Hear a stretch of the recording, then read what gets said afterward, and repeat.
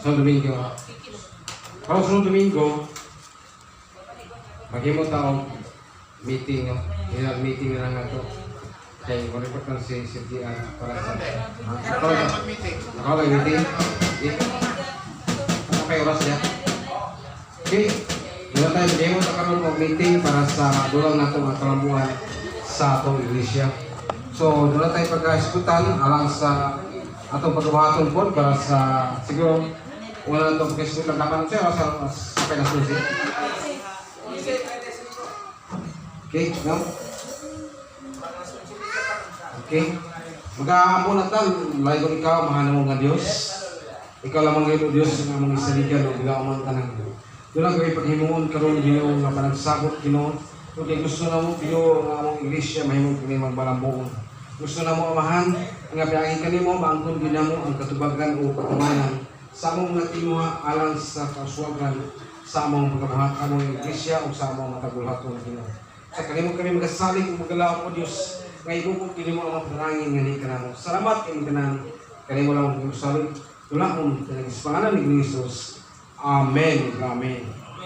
See, sa unang agenda nga itong pag-iskutan karon, ay sa pagkaroon man ito ni pag-iskutan niya, alam ang gini sa ito ang kalambuan sa itong iglesia.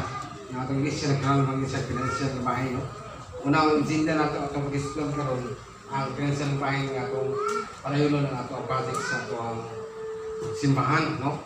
Na kung may kinalaman pa nini matapos niya, sunod tuig, either sa buwan sa April siguro, or March, or Mayo, na may na, pilit na sa napito taman, ang ato ang, o nakapakailain nga bulan, nga dinipay nga layo, no? Nga atong makapot, nga doon na pa ito saban sa atong church, no?